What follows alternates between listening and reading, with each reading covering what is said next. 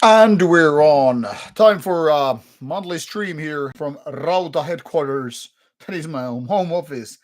I pardon for the delay. I was supposed to start like 9 minutes ago, but sometimes things happen at home. Sometimes some unexpected takes place and all that stuff. So pardon me more for me starting a little bit late to the party. And topic here today is summertime. It's quite warm already, and that means, well, it's not technically speaking summer, of course, but it's warm enough for people to go outside, outdoors, without more than t-shirt and shorts and all that stuff. So yeah, that's what I was doing today, outdoor work. Just me and some music in my headphones. So let's do it shirtless this time.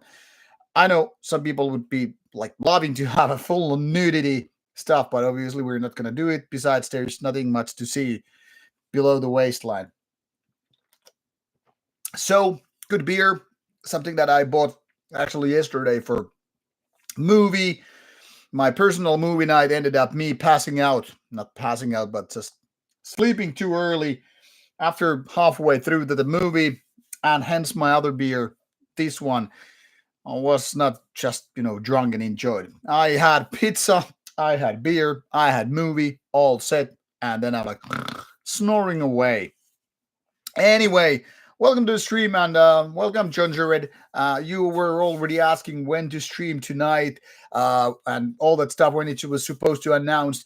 To be honest, I don't know. Honestly, I don't know why I didn't announce uh, earlier than today, or was it yesterday, that the stream is gonna happen today. Because of course, it was in my calendar, but for some reason, I thought some things, some date changes might take place. So I was like, "Fuck it, I'm gonna announce it when I know I'm gonna do it." But obviously, it's been in my calendar for like a couple of weeks and all that stuff. So yeah, this is May 2024 stream, and I'm here to answer your questions and do some random ponderings and, well, all that. And of course, have beer, maybe a little bit of whiskey. Well, we'll see how it goes during the stream. Once again, I'm gonna teach you people, if you wanna get my attention, do it like this, at Rauta. So then the name gets highlighted and I'm able to see it more clearly. Obviously, also, if you wanna contribute to the uh, you know uh, channel, if you wanna say, I don't know how I always forget to mention this, but okay, I'll take a. If you wanna donate to the cause, there's a couple of ways to do it. First of all, you can just donate money using PayPal. That link, you can use it in order to donate whatever pennies you might have left over from your drinking problems. Or then you can alternatively, you can become a Rauta Patreon if you wanna some other benefits or just have too much loose coin in your life. Now, even though I'm linking these, donate money, participate in Rauta with money, don't take it too seriously. I'm begging for your money. I'm just saying, if you want to help the cause, meaning Rauta to travel a little bit more, do more interviews and all that stuff, this is the way that helps. Thoughts and prayers are obviously very great. Not, but flights don't go with prayers, and hotels don't take thoughts as payment, nor visibility doesn't really help that much. About it, the focus is not, of course, the money. It's summer, what to expect, what have we done now with Inferno, what we are supposed to do with Steelfest and all, and of course, your favorite questions. Whatever you want to talk about, the forum here is free. Send your message, ask me, and I will answer you. But it helps if you tag my name and all that stuff. Now, beer, off we go. First of all, welcome to the stream again. And what should I start with? Okay, probably Dio Borger interview that came out yesterday, and surprise, surprise, it's taking people by the balls, saying that no matter how many underground black metal fanatics always say, like, I don't care about these big bands, I only go for the underground names and etc. etc. I see it by the numbers, what people are watching on Rauta channel, for example. If it's some bigger band, say Dio Borger, Satyricon, Emperor, Marduk, whatever, there are big numbers. If it's something like real underground, like smaller bands, less releases, not so named, people don't obviously go with that. So fame comes with numbers, and those numbers don't really lie. The thing here is big bands attract more people. Maybe they are random tourists, maybe they are as dedicated metalheads as you are right there. But the thing here is bigger bands attract more people, and as such, ironic or not, it helps the cause. So for me personally, getting to interview Dio Borger was a big thing. Not in only because it attracts people, but it is indeed still one of those 1990s, mid 90s black metal bands from Norway that everybody knows. Everybody who has ever been listening to black metal probably knows Dio Borger. And there's no denying, of course, these guys have a lot of experience under their belt. So whatever they've been doing past 30 years, it means a lot. Even if you don't like the music, even if you think symphonic black metal is not your cup of tea, if you think that they are way too big to be black metal anymore, or if you think they're not extreme to be whatever, these guys have toured the world. They've seen it all. They've seen the other sides of things, music industry, metal gigs, metal touring, doing albums, bigger labels, etc. What most bands coming from black metal never get to see. Now it's of course very much up for debate and a conversation to start with arguments and all, like which one is the biggest black metal band of all time. Some might say it's Dio Borger, some might say it's Cradle of Filth, some might say it's Behemoth. But trust me, no other bands goes even near these numbers these guys are doing. And personally, I don't care if a band is big or not. For me, as a fan, as a listener, but I mean, there is a reason why certain bands are big. They are doing something right. Whether it's about recording magnificent albums or touring the way that people want to see them, well, there are reasons for that. And for example, at Inferno 2024, when this interview was done prior to the show, well, when I got to see the show, it was just something out of ordinary. I'm not even a big fan of Dio Borger's music when it comes to, whatever they are doing on albums and all that stuff. It's just that I don't really care that much about symphonic orchestral black metal. But I mean, their live show was something different. It was different from all the other bands in the given event, given venue and all. So my point here is they are big for a reason. These kind of special shows are just something else than your typical black metal band, big or small. I mean, for example, there are other bigger bands like I've seen Emperor, I've seen Mayhem, I've seen Marduk, I've seen a lot of these bigger bands at Inferno and other festivals, and you rarely see something as big as what Dio Borger was doing this time with special show with guests from the past, visiting certain songs, etc. Now, I'm expecting something similar to happen when Mayhem plays their 40th anniversary at Beyond the Gates. But I'm still saying only these bigger bands are able to do something special, like what Time did last year at Inferno. And of course, they are big. They have more money, so they can invest in their special shows and all. But it's not something that a typical band can do because it just costs a lot of money to do these special preparation, organizing people, or do live things, gimmicks, if you will, but nonetheless. So my point here is getting something like Dio Borger on the channel for an interview. It's a milestone. Not for the least because I mean they don't do that many interviews. I've been told, but also because it's bigger names. So, like I said, people are attracted by bigger names. You either have to be big and successful band, a real cult act, like I'm talking about Satanic Warmaster, Archgoat, and the like, Beherit, which have been attracted to the channel because there are not too many interviews out there by these cult acts. Or then you're big, big like Dio Borger or Cradlefield, Behemoth, Satyricon, Mayhem, whatever. So, of course, I'm really, really thankful when I get the opportunity to do these special interviews because it's not given. Some bigger bands just say, like, nope, I don't have time for you. You're not big enough media. You're not big enough channel. You're not just interesting to us. Or maybe we're lazy. Maybe we have other things to do than talk to a guy with a camera and all. So I'm saying I feel privileged when I get to interview these bands, whether you like or not. That's beside the point because nobody likes all the bands and etc. But a long rant after all. So let's just get over with it. Oh, Milos has been taking the school head in Serbia. That's wonderful.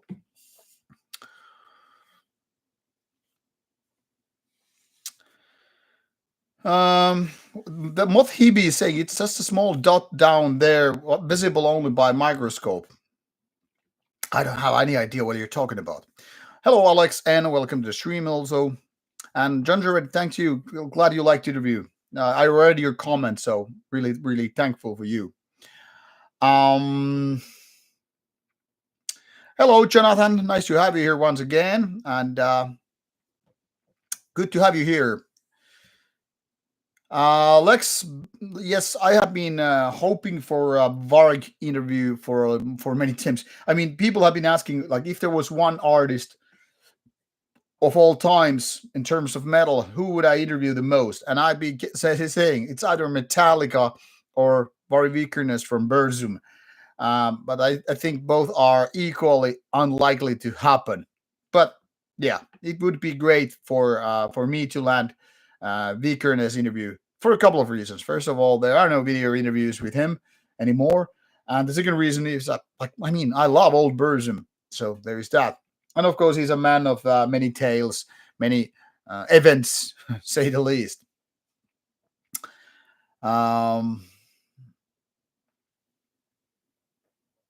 Yes, the Mothibi, indeed, Dio Borger have worked their asses off. I mean, we can always go for the debate whether a certain band is good or not. These are matters of taste. But let's be honest about it. They work their asses off. I mean, touring life is taxing. That means you're sacrificing something else from your life in order to be able to tour. It's not just about, like, okay, you get to tour and then it's all about free money, free booze, free drugs, free hookers, whatever. I mean, it takes a lot of work for you to embark on those tours, do them day after day, night after night, and see different places, obviously. So it also means a lot of work. So a lot of work is needed to become successful, and maybe then eventually money, fame, whatever will follow, which then again makes it more tolerable. But there is no denying any touring band is working a lot, and we should be able to understand and respect that.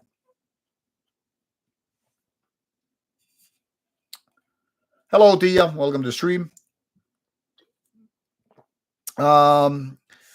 SHD11 is asking me if I like Kvelertak. Well, I've seen them live. I think they were warming up for Metallica a few years ago. I mean, I like their energy, but their music is not really for me. It's too much of at least what I've heard, it's too much like a weird combination of things, like a little bit folky, a little bit powerish or rockish, and I don't know. It's just not something that I enjoy. But like I said, the energy is right there. And of course, when you're seeing a band like that doing their live presence, you're kind of expected to uh, have that kind of energy. So I got to respect that. They are probably working hard as well. Korpiklani is another band that doesn't really speak to me, so to say. They're too goofy and folk in their style. It's not like I hate it. I mean, I really like that they are able to enjoy their life, having fun and all. But to be honest, it's just that this kind of folk metal, happy and goofy and all, it's not really my thing. I mean, don't get me wrong. You've probably seen a lot of my goofy videos, especially if you've seen Marty videos and the like. Like, I love humor. I love crazy humor and the like that people are able to just let their goofy side out, like much like Satanic Warmaster is doing. But there are two things which I don't like to put together, and one is humor and music. Now, humor is really good when it's done nicely, be it on TV, movies, books, games, whatever. But humor and music rarely, really rarely does the mix for me. And on another note, also folk music tends to be the kind of stuff that rarely is my cup of tea. And when it is my cup of tea, I want it to be more serious, like those folkloric songs and all that stuff. It doesn't necessarily have to be kind of a dark or anything like that, but when it's all about like, hey ho, let's have a beer, do, no, really. So I dislike joke bands, for instance. So maybe that's the reason why I don't just like Korpiklani. Maybe it's too happy, too goofy.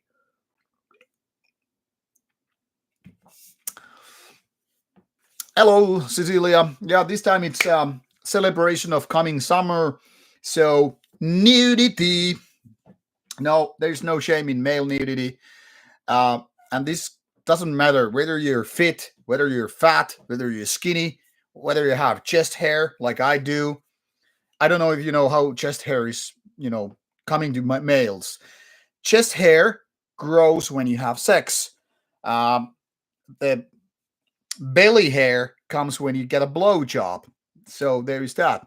So if you see a man without chest hair, he's not having sex. If you see a man without belly hair, he's not receiving blowjobs. If you see a really hairy guy like Sean Connery, you know he has been laid many, many times. Yes, that's the story with chest hair and belly hair. Any other questions?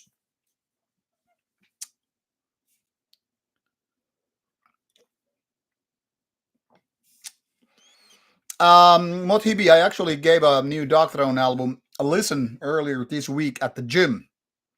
It started nicely. Now I was actually driving when I started listening to it, and the rest of the album I listened on the gym.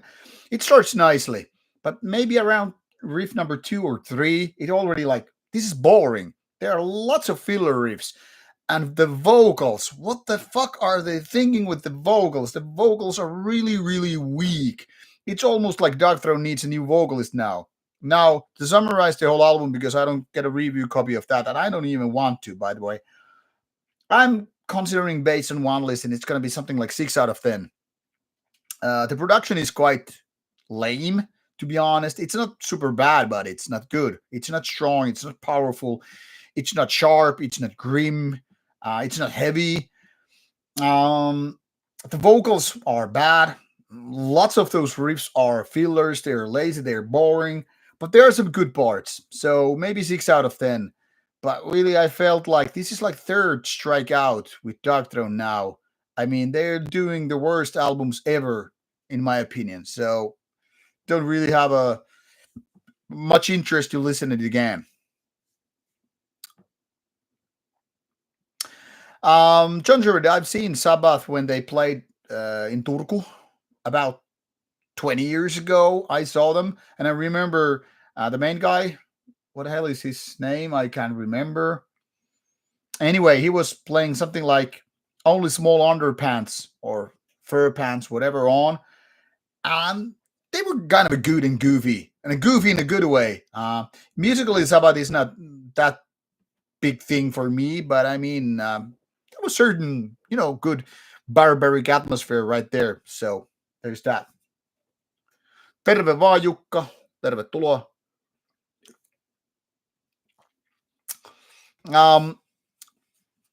Peter is asking an interesting question about what is my perception of the Finnish extreme metal scene today compared to the early 1990s.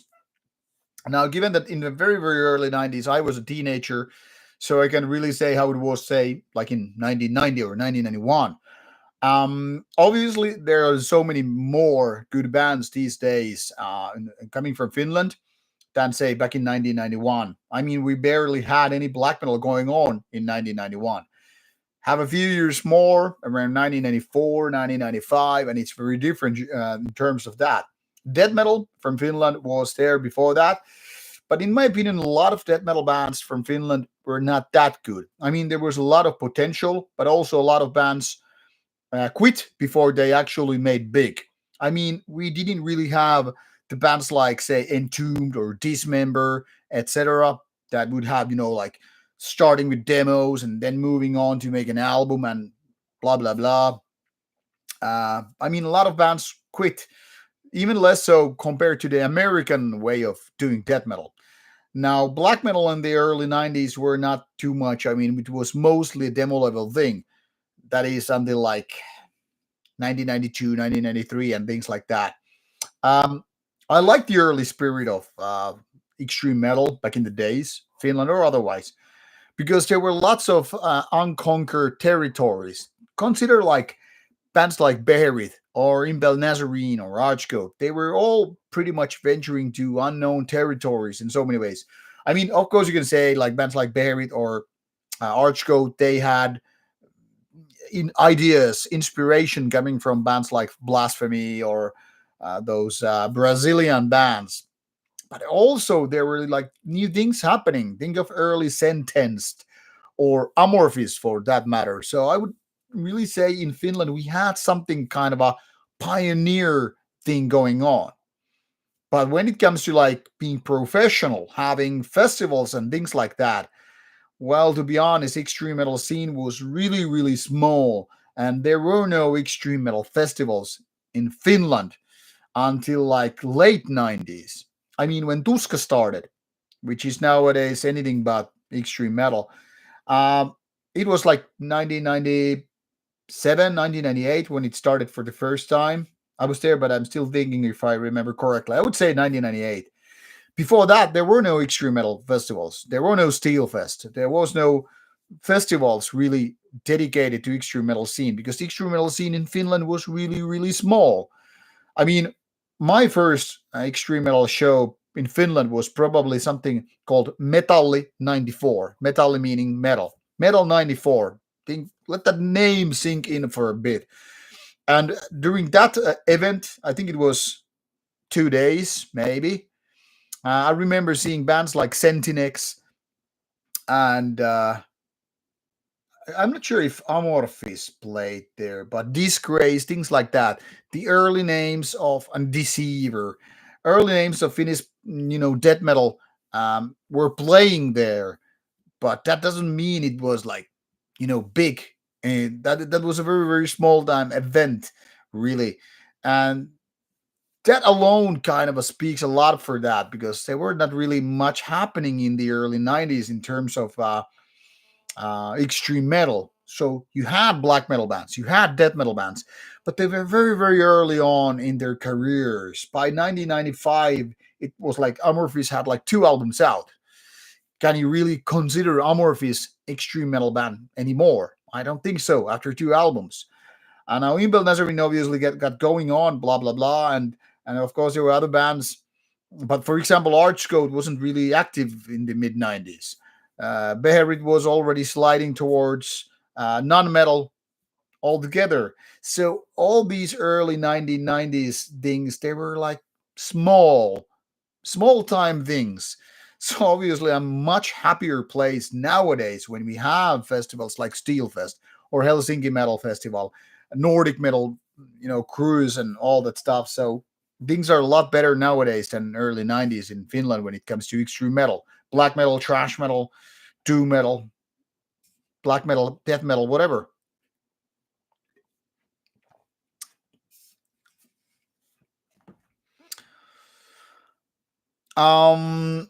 Alex is going to Numirok. That's a great festival. I hope you will like it. I'm not going there this year. It's happening in midsummer, so I'm gonna miss it. But yeah, I mean, it's a great festival. It's a great festival by the lake, by the fields, by the forests, and you have nice people doing barbecue, drinking beers, well, having food to barbecue and all that stuff. So yeah, it's a great festival. Good atmosphere. Used to be one of my favorites, but I haven't been there more than 10 years now, so can't really say how it is nowadays. Cecilia Taylor is writing caps lock on. What the absolute fuck, Cherry? I don't know what you're talking about. If you're referring my chest hair comments, well, let it just, I don't know, cope.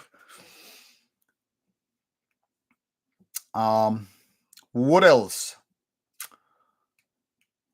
Hello, Sick Nick from Texas, the Lone Star State. I haven't been checking out recent releases despite Extreme Wing, but I remember they're back from Italy, one of the better ones, black metal bands from Italy anyway, but not great. But I haven't heard them from years, so I don't know what's up with these guys at the moment.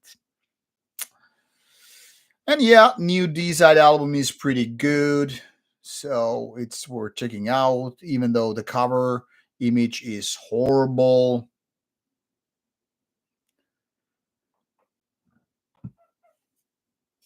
Yes, says Illiterial Mentors have good humor, but that's one of the very few exceptions.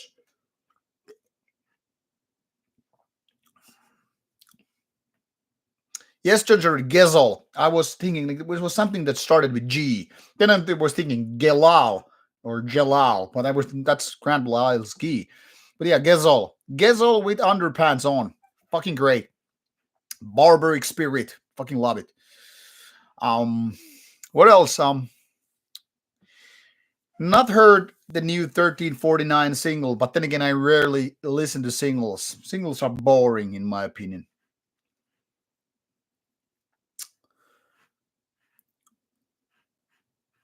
Treasury Rocks has a good question. Top 3 Finnish black metal bands. That's a really, really tricky because I think Finnish black metal scene is very, very leveled in a way that we have a lot of good bands, but there are only few which are better than just good. Um, I always feel like when I'm starting to think about it, I would have to mention Satanic Warmaster in top 3. But then it gets more complicated. Would I choose Behexen? Would I choose Clandestine Blaze? Uh, I wouldn't choose Horna. I wouldn't choose Sargeist. Don't get me wrong, they're good, but are they top 3? Not likely. Lord of Pagathorn is definitely one of the better ones, in my opinion. Archgoat is also good. Uh, Maybe Lord of Pagathorn would be in top 3 when it comes to Finnish black metal. Behexen might be on that list.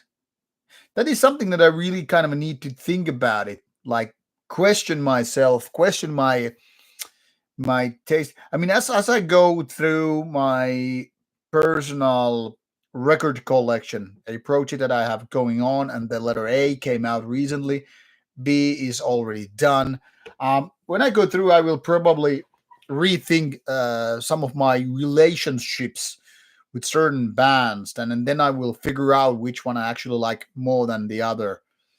So I don't know. Top 3 is it's a tricky one because I feel a lot of these bands are like on the same level. So why would I choose say Archgoat or Clandestine Blaze and things like that? So I don't really know. I would rather leave the third one out of the list for now, for the time being. If I would go Rauta ranking, saying that every album that is 8 out of 10 is worth 1 point, all the albums that are 9 or better are 3 points, and albums 10 out of 10 are 5, then but that kind of point system, I would probably say Clandestine Blaze is quite high up the list because it has so many albums that are at least worth at least 1 point. I mean, Archcode only has 5 albums out. They quite possibly cannot beat Clandestine Blaze in that game, in those terms. But yeah, it's hard for me to really say for sure.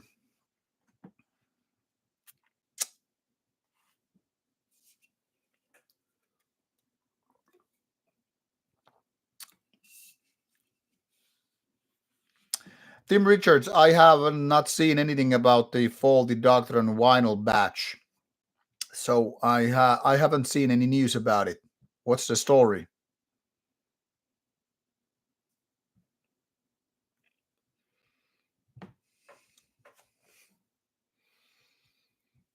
Yeah, Eloy Casagrande is an okay drummer, sure.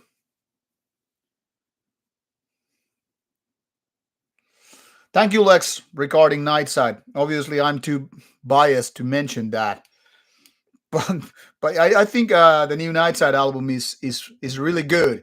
It's gonna be one of the highlight for Finnish black metal. I kid you not. I have confidence here because it's really good. Well, you will find out. Those who are coming to Steelfest will get the chance to get the new Nightside in less than 2 weeks because it will be sold um at Steelfest for the first time. And the new album is out on 24th of this month. So less than 3 weeks and new Nightside is out. Then you get to challenge what Lex and me are saying about the new Nightside album. So yeah, thank you, Lex, for a comment.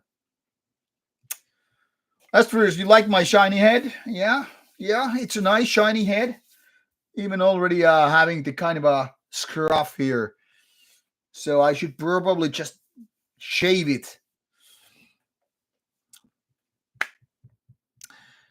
11 is asking, what do I think about the young metalheads? Well, if it's about me saying my opinion about young people becoming metalheads, I think it's fantastic.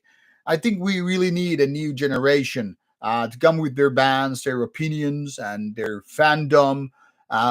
So, yeah, we all have been young when we enter the world of metal. So I'm not going to be the kind of a boomer who says that fuck young people, fuck the youth, fuck the teens. Fuck it. Quite the contrary, we need those young people in order to keep metal lively. It's not that I'm going to be here for another 30 years doing music, talking about music and shit like that. I mean, I'm not old yet, but give me 30 years or more, and I will be probably taken by the grave. So yeah, we need young generation, and we need to pass the torch. Really.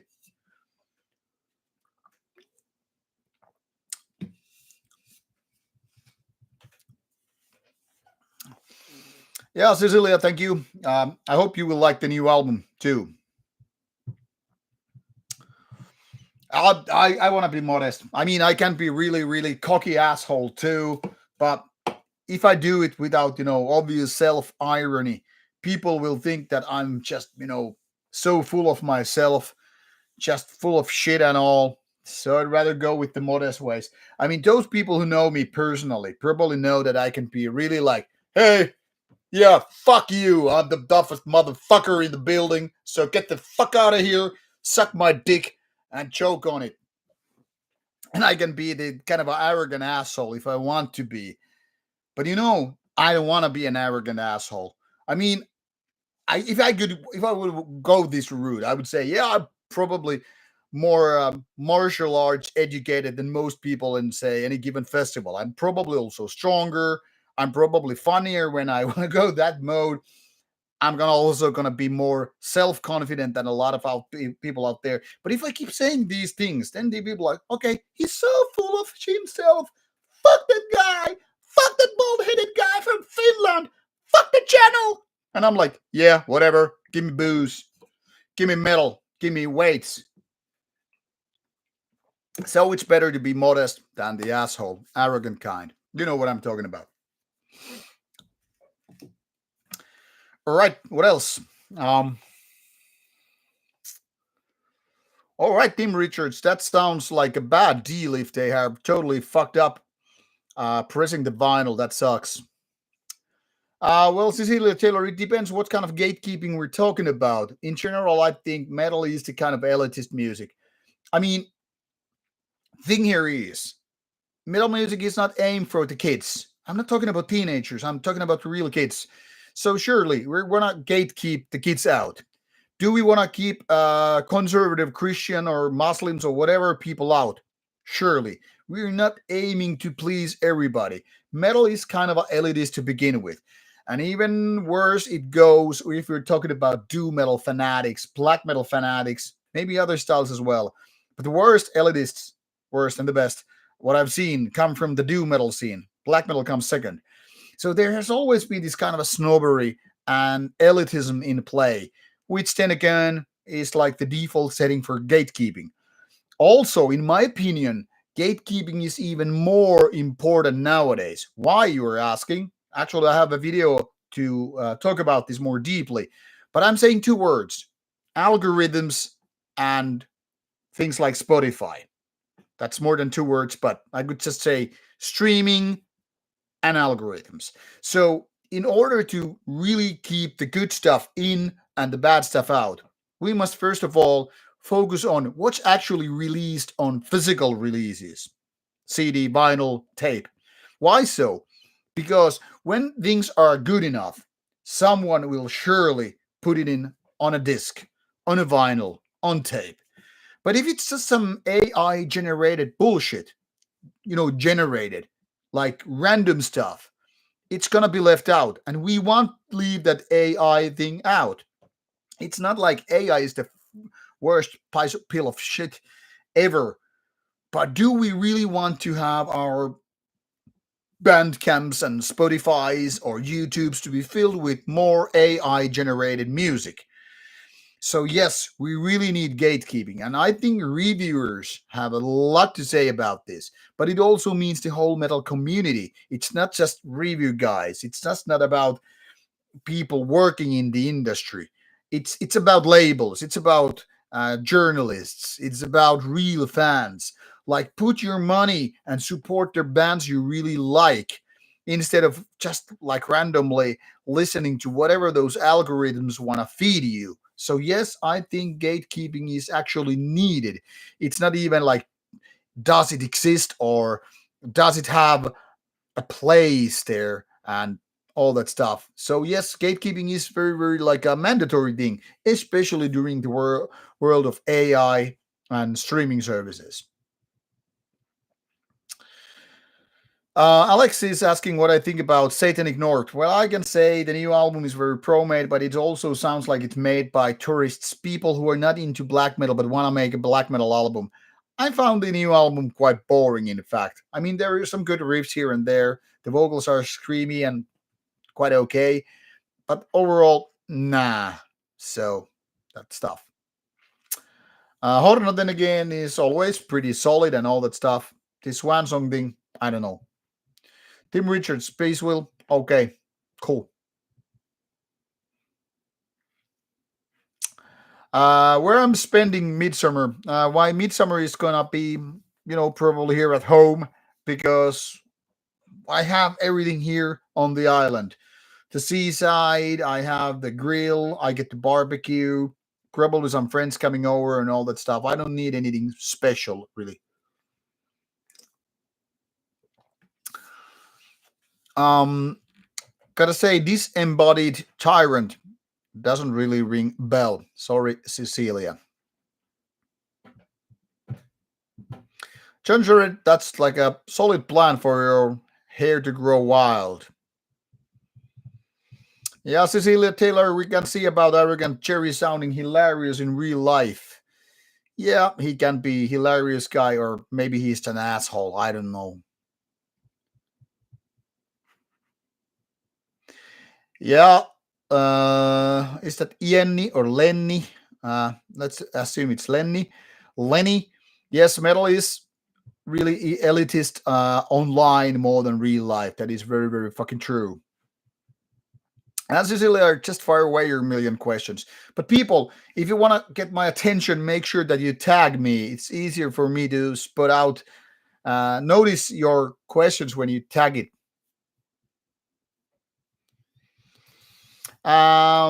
Nick, I'm actually using a machine, like the what do you call shaving machine? I don't really use a shaving cream or razor. I mean, I've done it a couple of times, obviously, over the years, but shaving with a razor, it takes time, and I mean, man, it's just I'm kind of too lazy to do that. This is I don't know, a few days ago. Probably on Wednesday already, and now it's Saturday, so this is not even very fresh. But yeah, Cecilia Taylor, I don't think gatekeeping is so much related to age, younger people or older people. I think it's more like keeping the tourists out. First of all, there is no real money in metal music. So people who are coming in order to make money out of music, they should just right fuck off. Arrogant Jerry here once again. So first of all, that's rule number one. Throw people who are only in for money, throw them out. The second thing is nobody likes posers and wannabes. I mean, you either are or then you are not. If you don't have the heart, if you don't have the honesty for you to do whatever you do in metal, fuck off.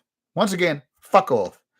It's not like why would you pose? Why would you pose something you're not? I mean, it's okay if you like shitty bands. You don't have to prove it to anybody. But if you're like faking to like bands that you don't actually like, you're a poser. So fuck off. If you're a wannabe, then you have to do something about yourself. Do you really want to be the metalhead or not?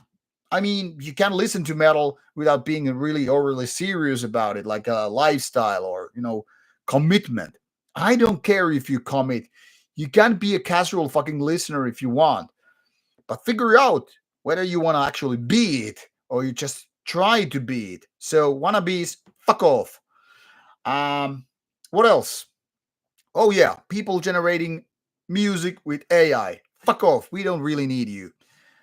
People trying to figure out things, like easy way out with the AI, horrible covers or album covers. I'm talking cover songs here. Fuck off also. We don't need you either. People who try to lecture about morality and, ethics in metal. You're not supposed to do misogynistic metal. I don't like old Cannibal Corpse because it was putting women down. Fuck off. We don't need your moral standards here. This is no Christian summer camp. People are trying to say, you gotta do jokes about it. Fuck off. We don't take those rules. People are saying, like, you should not do substance abuse.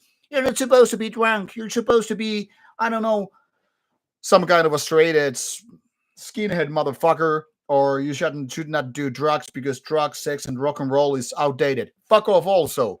Drugs, substance, booze, whatever. They all are part of the territory here. Don't tell us what the rules are. I mean, these are the rules. You don't have the kind of rules except what I'm just listing. And even these rules are taken with a question marks. So people should take all these stupid fucking things. Get the fuck out of here. I mean, this is not part of some Sunday school. There are no rules except what I just said. And even with those rules, well, I'm repeating here myself. But yeah, this is what I would say is kind of a gatekeeping thing. 11 has a good question. Is metal more of a conservative or more liberal genre? I would say it's both. A lot of bands are conservative in terms of what they can sing about, how they present themselves, what kind of a production there should be, what kind of a face value there should be, aesthetics, whatever. So in that sense, yes. At the same time, bands are also exploring and saying fuck off to a lot of things. So I'm saying a lot of bands are actually quite liberal. And they are not afraid to do it, which in my opinion is the right way to do. If you don't like a band because what they stand for, what they're doing, you don't have to like a band. That's fucking fine. But yeah, bands can be really, really conservative. Black metal is a good example of that. And at the same time, bands can be really liberal when you read their interviews and all. So, both ways.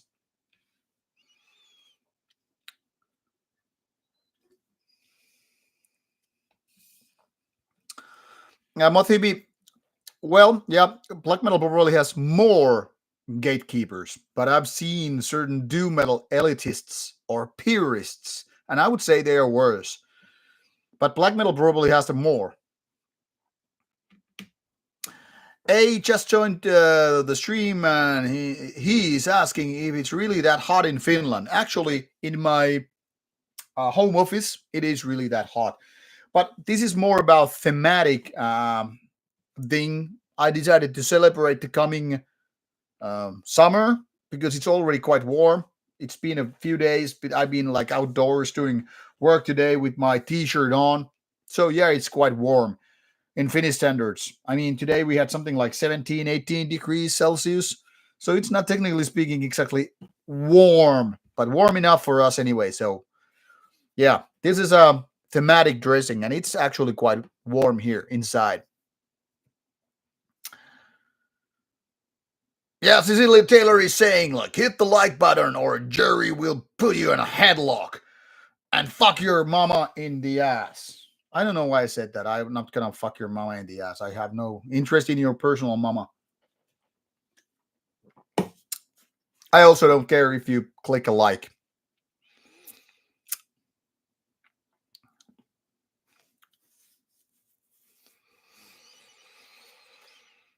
Nevermore Rules is wondering, what did I wander into? You wandered in the summer stream of Rauta. This calls for a whiskey because I don't have cold beer here with me. This is the only cold beer I had, and it's now gone. I'm such a slow drinker. I started the stream 45 minutes ago, and now one beer down. Oh, by the way, people, before I forget, I promised to do a special stream. I'm not gonna tell you what it is. I'm just gonna special stream coming from Steelfest cabin, where me and my friends are gonna spend some time. So if you want to see a special stream during Steelfest, assuming you're not going there before the actual show start, I'm talking about the morning hours. Tune in. I don't know which day, but I'm guessing Friday. Probably Friday, but we shall see. It might be Thursday, might be Saturday, might be all days. I don't know yet. But special, but short streams coming from Steelfest. Stay tuned. That should be in a couple of weeks.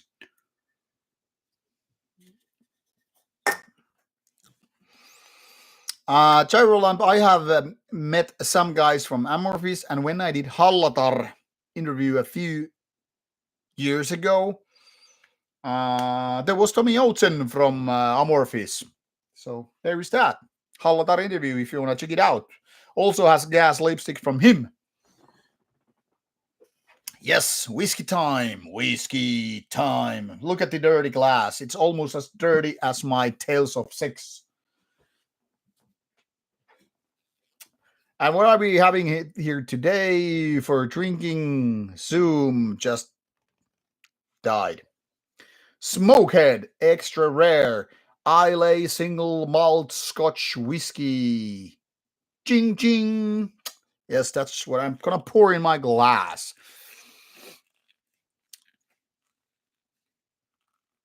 Gingerwood Rockets is asking, what is my favorite gig of all times? While I'm sniffing the whiskey, I'm thinking could be one of those Rammstein gigs because they were wonderful. Also, Dark Throne 2004 when they were performing, or they means Nocturno Culto was performing with Satyricon at Wacken.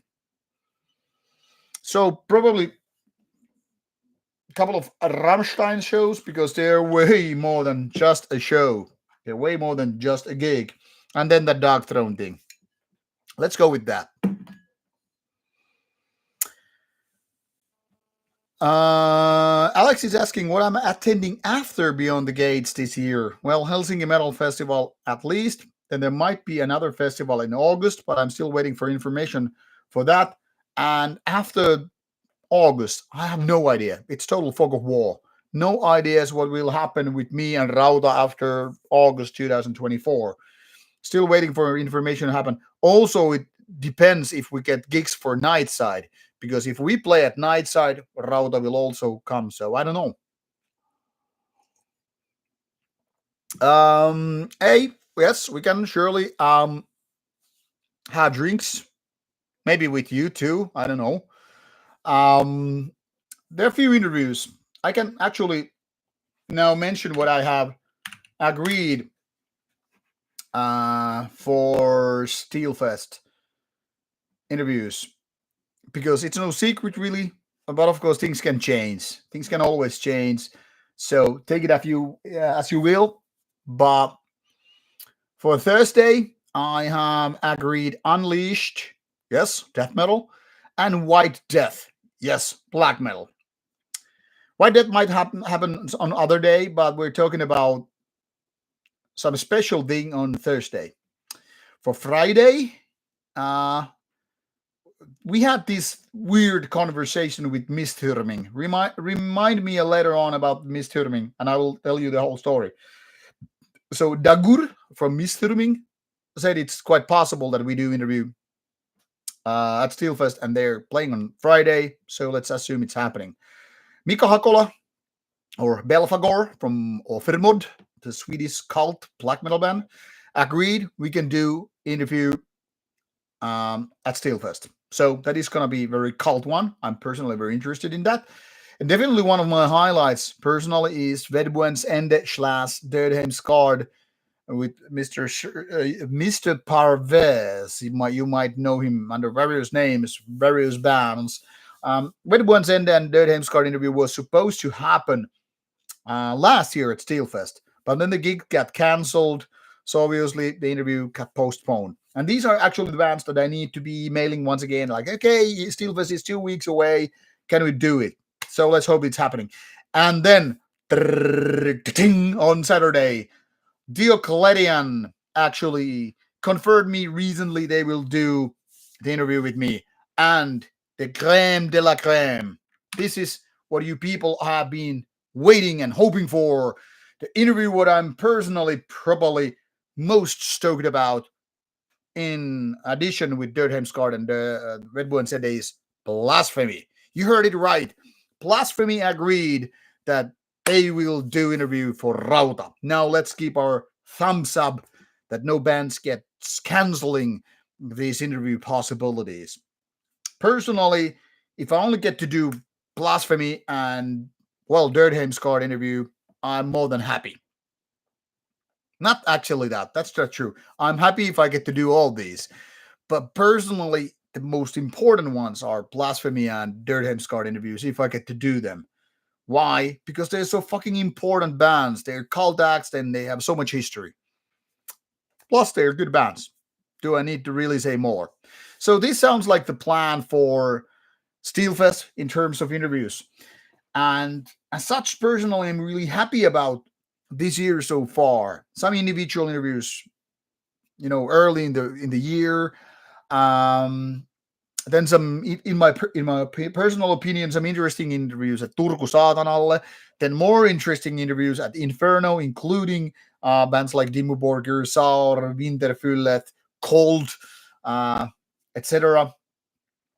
Keep of Calasin, Umbra Conscientia, and things like that. And now getting the Steelfest lineup. So I'm already, rubbing my hairy hands together. I'm like, oh, let's fucking do it. Yeah. Let's get stronger. Let's get fucking wasted. Let's get fucking, and let's do those fucking interviews. Yes, Scanning, you see me being fucking enthusiastic. Yes, because that's true. That's passion, my friends. And if you're wondering, am I drunk? No, I just had one beer. I'm just fucking good mood, man. So yeah. And since A was asking, drink with me, let's try to make it happen. Yeah, Judge already, your mom would like me if she would get something like me. Yes, Bob Rock, I'm doing fine. How are you, man? What Hana is still something that I haven't been listening to. I know people have been asking, like, why not? But it's because I'm so, busy with review albums. And when I'm not doing review albums, I'm listening to some new project on Spotify. Like recently, I made my Archgo retrospective video, which is coming out tomorrow. My take on this Archgo discography, the art, the lyrics, the music, ranking them.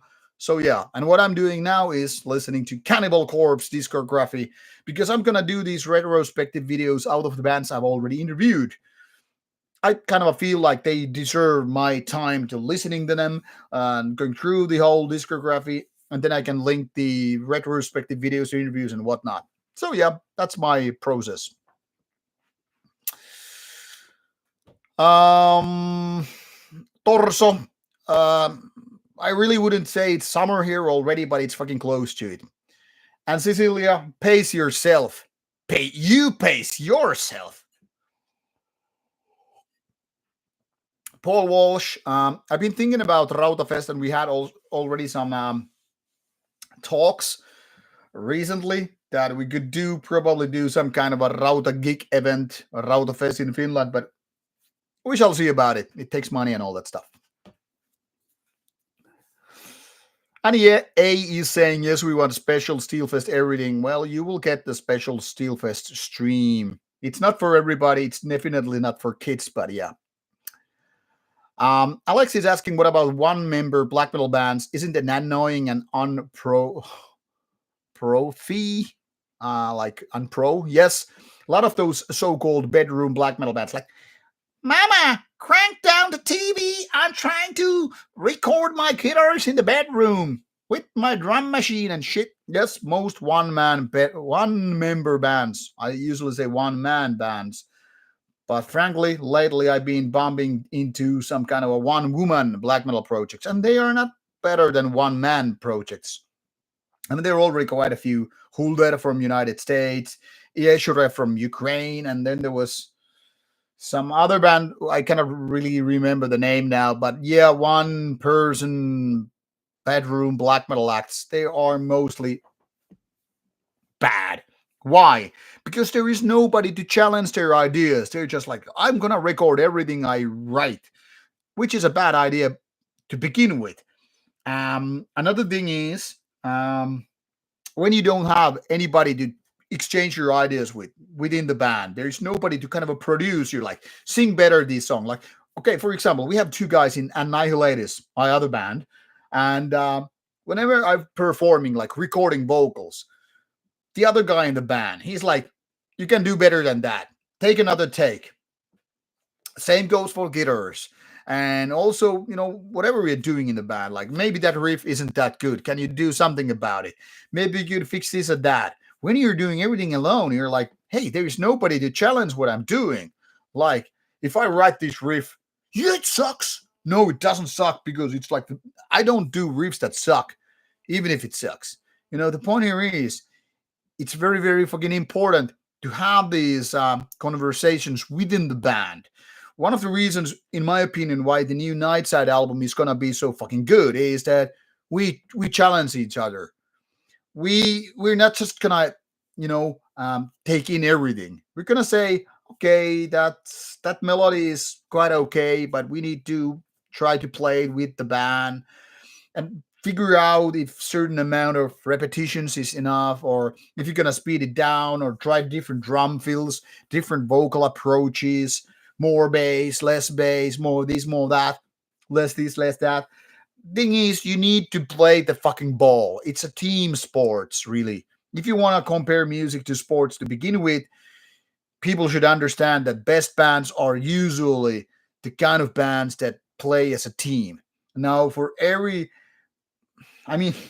there are exceptions. For every version, there's like 100 of bands which are done, like good band, which is done by a team. And let's be honest about it. In my opinion, Burzum really haven't been making good albums past, I don't know, 15 years now. Not so much maybe, but I think Philosophem was the Philosophem. Sorry, Bellus and Fallen were the last really good ones from Burzum, and it's more than 10 years now. So my point here is, there are lots of bands which are not really good, especially when they have like one member or maybe two members. When you have more people, not too many, but more than one or two, things change, and usually for the better. But this is just my opinion. Don't take it as like a fucking rule or anything like that. But yeah, there's a reason why bedroom projects tend to suck. 11. I live in a relatively big city area in Finnish terms anyway. I think Turku is like fifth biggest city in Finland. Maybe it's now sixth. Let me think. Helsinki, Espoo, Vantaa, Tampere, Oulu. Yeah, Turku is probably sixth biggest city, but it used to be bigger than that. But I live in the countryside, technically speaking, on an island, but nearby the city, 22 minutes or so. Yeah. Cecilia Taylor, thank you for the Keep of Callison interview comment. Yeah, the Eurovision thing. Man. Horrible. Thank you, Sicknick, for the comments regarding interviews. Cheers to you, mate. Yeah, Cecilia Taylor, Cedric are playing a couple of shows at Beyond the Gates, and I'm trying to get the interview agreed with them. Let's hope we can make it happen. I've interviewed Satyricon before, so that shouldn't stop them, but who knows how things have changed over the years. Frost, at least, is a cool person to talk to, and I never had problems with Satyr either, but I don't know how it will go. But let's hope I can make an interview with Satyricon this year at Beyond the Gates. That would be one of my personal highlights. Diego is asking, would I go to a party with Azazel guys? I mean, why not? They are nice guys, and I know most of them. So why the fuck not? Cecilia Taylor, I know what you mean with Satyr ego. He can really be fucking inflated ego, but then again, he has been cool to me personally, so can't bitch about it. So yeah, I hope I'm landing a Satyricon interview at Beyond the Gates. Oh yeah, hey, now that you mentioned this Dagur and Mr. thing, I promised to get back into that. So he told me once upon a time, a few years ago, there was this review I made, which was not Mr. album, and he really didn't like it. He thought I was kind of a like annoying piece of shit, which might be true, because the way I said about this particular album. And probably he felt like if I'm this kind of a review dude, well, I shouldn't be interviewing them. So he was clearly, let's say, upset or annoyed with me. But we had this good talk at the Inferno after party with him. And I think a lot of bad blood was, like dealt with. We cleared a lot of the bad shit going on, and I think no bad blood exists now between us, because I mean, you know me, how I'm here. I'm really the same guy when you meet me in real life. So I'm no bullshit guy. I don't do different kind of weird fucking roles. I don't role play myself or whatever, that apart from Marty shit, but that's a comedic character. My point here is, when you meet me in real life, you understand me probably way better than through videos or whatever. So when we had this conversation with him, he started understanding, like, okay, it's nothing personal. It's not what's up. If I review an album and call it like a little bit negative ways, it's not a personal attack. It's just me talking about the music, what I think about it and all that stuff. Yeah, I can be really harsh with some of my words. I can be criticizing the stupid album names, album covers, band names, album song titles, whatever. But that doesn't mean I hate the music or the people behind the music. I mean, they are very two different things. Separate the art from the artist, kind of thing. So we had this conversation, and I think he started to understand what I am like. And I think a lot of bad blood was really gone after that conversation. I got the impression from him at Inferno that, yeah, he could be doing the interview after that. I emailed him afterwards, and he emailed me, and he was like, more like, hey, it will be good to see you again. So I think that was one of the most important conversations I had at Inferno. Not so much that like I need to defend myself, because I really don't, but more like I want to clear if there's any bad blood, any misunderstanding about me and the people behind certain bands. Bands are one thing, bands are another, and music is a third angle of the whole shit. So even if I dislike certain band music, that is, doesn't mean I hate the people, or the vice versa. I can like certain music and dislike the people. It's I really need to separate the people and the art from the art itself. I think it's given, in my opinion. So this is the explanation why Miss Thurming was a little bit like a little bit not too much excited to do the interview with me, but now it seems it's likely to happen. I hope this answered your question.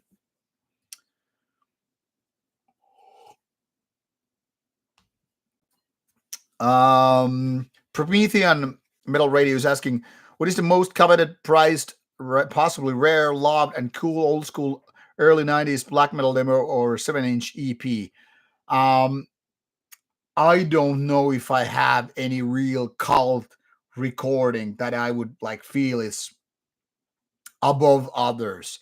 First of all, I'm the kind of a guy who doesn't really give a damn so much about certain pressings, certain versions of certain albums. Let's put it this way. I have actually replaced some older versions of, say, old Gorgoroth albums with newer versions, even if the old version might be more pricey. Why? Because sometimes the newer ones have bonus songs, and I'm more interested in having those bonus songs rather than the cult thing. For example, I don't really have many vinyl. I've never been much of a vinyl freak, so I don't really have pricey things. I've also gotten rid of most of my demo tapes because I don't really like demo tapes. I fucking dislike tapes. So I don't really have coveted pricey rare tapes or EP. Uh, and I'm fine with it. I never was much of a collector. I go for quality, not for the rarity. So I know it's a disappointing answer, most likely, but it's an honest one. Yes, Cecilia Taylor, it's a busy summer, and I fucking love being busy. Yeah, hey, happy to have you here in Finland again. John Red Rock's hairy hands. That was kind of a joke. I don't really have hairy hands. I have cool calluses. You can see that. And a titanium ring because I'm fucking made of titan. Um, Torso, I don't know who it will be from Blasphemy. So that will be a mystery to me at this point. But whoever it will be interesting.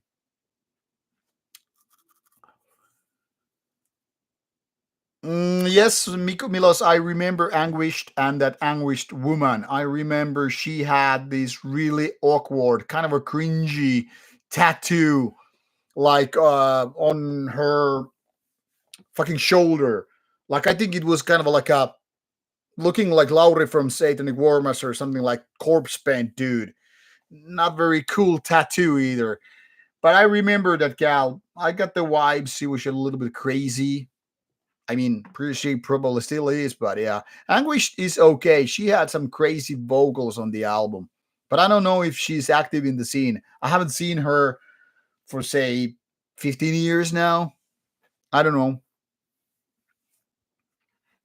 And yeah, Gaudzis.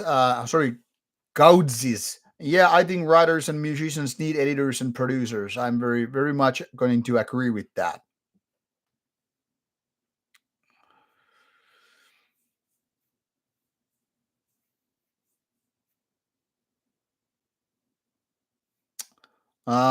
Gingerbread Nut Noir. All right. I'm gonna check it at some point. Um, Charo, I haven't been living in many cities in Finland, so obviously I'm gonna say Turku, where I was born, and I'm still living. I have lived in a couple of smaller cities, but I cannot say they're better than this. So yeah, Turku for me, it's the old capital, also the oldest city in Finland, and we have seaside, we have archipelago, we have riverside, very important. We have castle, so obviously Turku is the best. Yeah.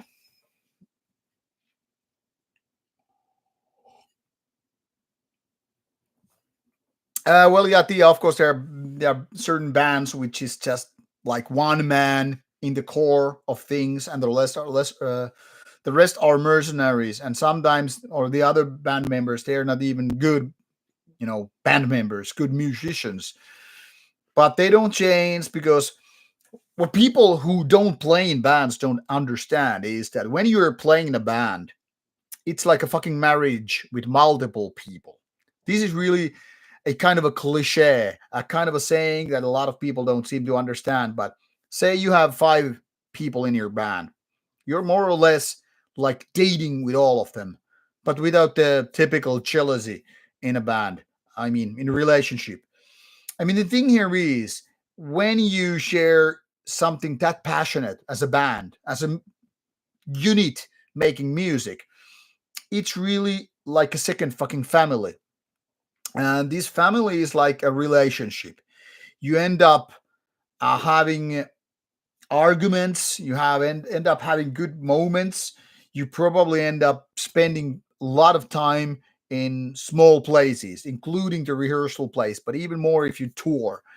And you will get into fights about certain things like how these songs should go, how you should interview or answer your interviews, how you should perform in live. You're gonna criticize a lot of people in your band for what they do, for what they say, how they approach. Do they drink too much? You're gonna say like, I don't like how you drink so much. If they go goofy on stage, you're gonna say like, I don't like you going goofy on stage. Things like that. If they don't know their songs, or if they keep failing recording or rehearsing or whatever, you can, I don't like, you're slacking. We have had members like that in my Nightside, for example. For example, I remember when we had one old guitarist leaving the band, we got a new guy in, and this guy seemed like he could handle his instrument. Surely he wasn't much of a black metal head, but we figured out he could do it. He was supposed to be this good guitar player. He was kind of handsome, wouldn't hurt, but wouldn't also matter that much. And he wouldn't fucking, learn the songs properly. So when we had a gig, he would just like, like, what the fuck? Where are the fucking riffs? Where are the fucking melodies? Like, dude, didn't you fucking rehearse the songs? We were so fucking angry at him, at this one show we had with him. So instead of him becoming, member of the family, if you will, we started hating this guy. We booted him out, and we had fights, like not like literal fist fights, but you get my point. So I'm saying, if you are gonna fuck around in your family or this relationship with more than one, so more than 2 people, it's gonna be fucking nasty. And even though, of course, this is kind of a family unit, the band, it's not like we're having sex with one another. We're gonna share secrets. We're gonna share some individual things. We're gonna share some important things, and you have to be able to trust one another. When you go on stage, for me as a vocalist, I need to trust that the guitar players are able to do their shit. I need to trust that the drummer behind me is able to handle his shit, or the keyboard player, or the bass player, whatever. And of course, they will need to, be able to trust me. Actually, just a rehearsal or two ago, one of the guys said, like, Jerry, I need to be able to hear your vocals because sometimes, like, that tells me where in the songs I am, going. So if I go like too much like far away instead of far away, you know what I'm saying here? If I keep ever extending, that the guys might like, okay, I lost the track where the fuck we are. So we need to communicate. And they're like, Jerry, could you just do a little bit less of these overextending parts? And I'm like, sure. Now that you mention it, of course I can fucking do it. I don't need to overextend my stay. And when I'm saying like here singing clean vocals, I don't mean that I will, do clean vocals during the songs because that's not really what we do. But the point here is to like if I'm gonna improvise, I need to improvise so that the guys can, still lean on me, understand what I'm doing, and trust that I do my shit. And that's how a whole band operates, really. So bands are indeed like a fucking family, like a fucking relationship unit in that sense. So yeah, that's what I'm trying to say here is that you sometimes don't just replace an old member if things go well, even if this guy is not the best people in the band. If this one musician kind of a sucks with guitar or whatever, but he's a good guy. He's something you gotta give your keys and wallet to, and you know you're not gonna get robbed or fucked. And this guy is not gonna fuck your girlfriend or whatever. Maybe you're gonna keep that guy in the band, even though he's not the best guy in the band. Hear me. I hope you hear. I hope you understand. And now it's time to say a big thank you to Jones Rocks. Thank you so much for supporting the channel. Thank you for your support in general. You already support me via Patreon. People, you need to understand one thing about these donations. When Rauta gets money, whether it's about YouTube advertisement money or Patreon supporters or these kind of donations taking place through PayPal or in this case YouTube, that comes to my account, which I will then put on Rauta account, which will be then again used for flights and accommodations for the trips we do, namely festivals. So the budget helps here, us doing more trips, which sounds like a lot of fun to you, and it is lots of fun for us, but it also means more work to us. So the more we have budget, the more we can travel, the more we can do interviews. I hope that clears things out. The money is then basically used for more interviews. If you don't like my interviews, then the money is wasted. If you like reviews or the other content, but you don't care about interviews, there's no point really donating money because all the money is spent on doing more interviews. I hope that is clear. Thank you so much.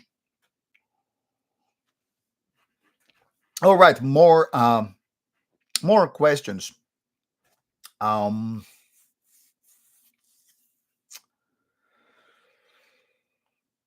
Yes, Gingerbread, I did have the interview with Dakon in Inquisition 2 years ago, and in my opinion, it's one of my best interviews so far. And Dakon was really, really great to me. Really, respectful guy, a smart, nice, talkative. Gotta say, really, really like the guy. Yeah, we had good chemistry. Coaches, yeah, it's hard, difficult to be a reviewer because if you review something negatively, people will attack you. If you go overly positive, people will say you don't have the balls to criticize. So either way, you're gonna get fucked as a reviewer, and of course, you don't get paid for reviewing stuff. But I don't really care. I'd rather be, just me. And if people don't like me or my style, or if they hate my guts, it's fucking fine.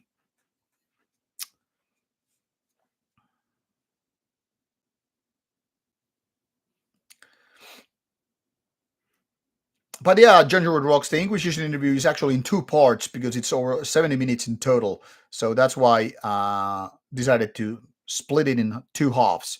It was so lengthy interview that I decided 70 minutes, one go, too much. Let's do it in two parts. So far, the longest interview I've done ever. All right, what else? Cecilia Taylor is asking, what do I think about it's easier to cancel other types of metal bands, but not black metal bands? I think canceling bands goes very much hand in hand with the size of a band. It's easy to cancel small bands because they don't have the fan base, the audience, the support from the scene to defend themselves. So it's easier to cancel a band that doesn't really have momentum, power, fan base. You really can't cancel Metallica the same way you can cancel bands like Talk or an underground band. Then again, it's also true that it's harder to cancel black metal band if the band doesn't really give a fuck about fame and touring and all that stuff. So, for example, it's hard to cancel, say, Graveland, because Graveland is not dependent on touring the same way as, say, some mainstream power metal band. So in that sense, it's easier to cancel a something like Iced Earth when the Iced Earth guy went, this Capitol Hill attack a couple of years ago. So of course, when these guys get like targeted and canceled, they get on the news. we're a small black metal band. I mean, for example, let's play a theoretic game here. What would happen if Nightside got cancelled? I don't know what would be the reason, but that's beyond the point. So if some people decided to cancel Nightside, I mean, we don't have many gigs anyway. So what would happen is not much really happening in terms of shows. About the albums, I think we're anyway having the audience from the underground. So what would it matter? It's not like some people who are not into deeply invested in the underground black metal will be anyway interested in our music. So I don't really see how it's going to affect bands that are not in the underground. But that has not that much to do with black metal. I mean, you can be a death metal band or power metal band that is not interested in touring or going big, going mainstream. So in that sense, I don't think it has much to do with the genre. It has very much to do with the size of the band, really. It's harder to cancel something that doesn't give a fuck about being canceled or something that doesn't really have anything going on beyond the underground. So, yeah. I mean, for example, a lot of NSBM bands could get canceled if they were known enough to be canceled. But I still see a lot of NSBM shows happening locally, a little bit hidden here and there. And you really can't cancel something that's not even known to people who want to cancel in the first place. So there is that. I mean, you don't see this NSBM band, for instance, going for Wacken anyway. So you can't really like, hey, I'm gonna blow a fucking bomb in Wacken if these NSBM bands go there. I'm gonna target the hotel because it's not like they're gonna book these bands anyway. So there is that.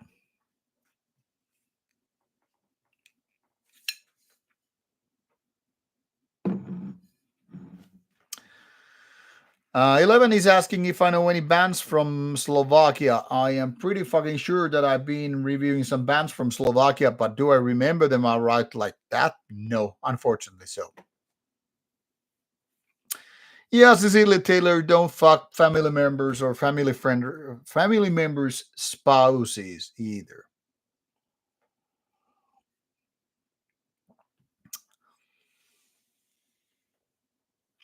Um, because is asking, do people betray each other in bands? Yeah, some people do. Say, let's. This is a fictional story, but might be very true. Say, there's a guitarist and a bass player in the same band, friends and all. Guitarist has a girlfriend, maybe one of those with loose morals and stuff like that. Once upon a drunken night, the guitar player's woman starts flirting with the bass player. Bass player, also being a somewhat drunk, ends up having sex with the guitarist's girlfriend. Now you have a drama going on, especially if the guitar player finds out. Okay, so my girlfriend had sex with the bass player and we don't have an open relationship. That's called cheating. Now, there's two ways how this can play out. The guitar player kicks the bass player out of the bands, leaves the bitch, life goes on after the bitter event. Or maybe the guitar player and bass player actually shake hand about it, agree about it, and the bitch goes out. I don't really see other alternatives how it will be realistically happening. Technically speaking, it could be like, okay, so you had sex once, don't do it again, please, thank you, let's go on. Because people are not that forgiving. But who knows? Maybe in some Hollywood version of the story, the guitarist, the bass player, and the guitarist's girlfriend, they move all together in the same apartment and become menage a trois for real. But yeah, not likely. So the moral of the story is whenever you take certain risks like this event here in this theoretic story, you also take the risk that you have to choose between the friend and the woman, the band and the woman. So it's more like the saying, if you're a drug dealer, don't use your own product. Else you want to be one of those addicts who is going to ruin your fucking business. So there is that. I mean, there's so many more fish in the sea, like the saying goes. So if you are the bass player in this story, don't fuck your band member's girlfriend, because that's just fucking stupid thing to do. What else? Puppude, yes, see you at Steelfest, but no, at least there won't be Steelfest Nightside merchandise at Steelfest because we're not playing there, unless Spirited Through Fire, our label, will have some merchandise for sale. Doesn't really, I mean, as far as I know, the festival doesn't really allow to non-playing bands to sell their merchandise among the normal merchandise, who is, or which is taken care of by the bands who are playing there.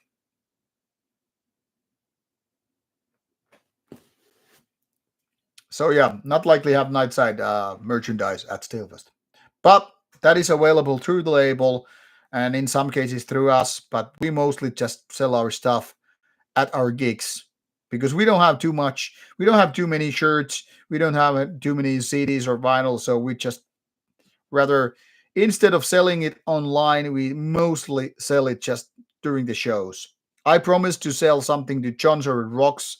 He wanted to buy some Nightside stuff, so I'm bound by my word to send him a box once the new album is out. But mostly we don't sell merchandise by ourselves, except during our shows.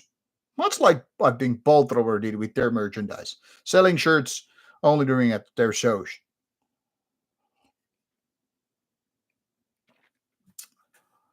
Yes, Nocturne, we Watine had this set Titan thing going on after, doing certain hand maneuvers, and that was actually talked about during our Watine interview last year. So see that for more information, or Google the whole thing.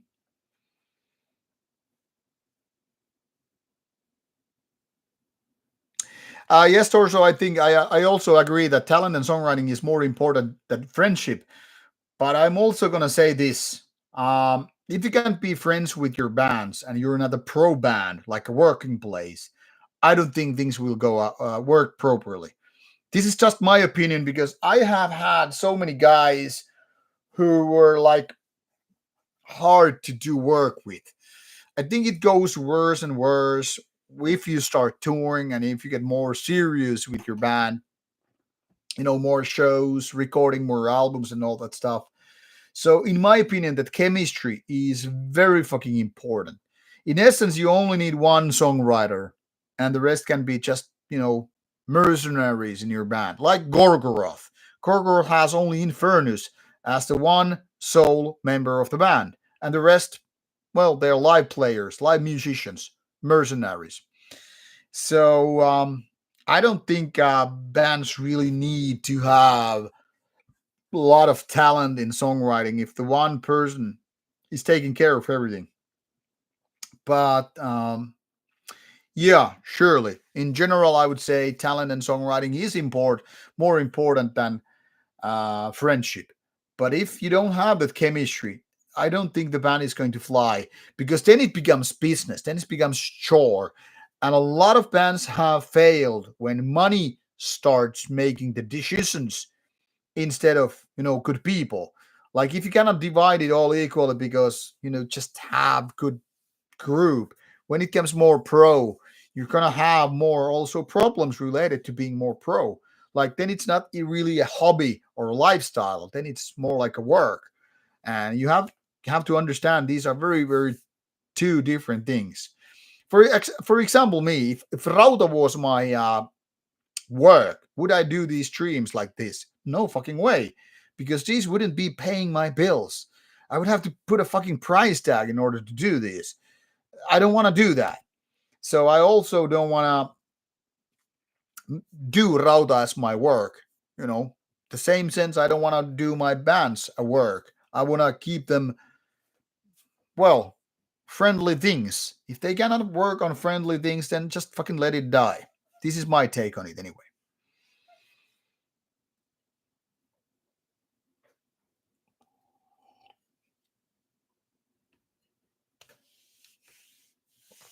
Well, Gyrolamp, that's the point.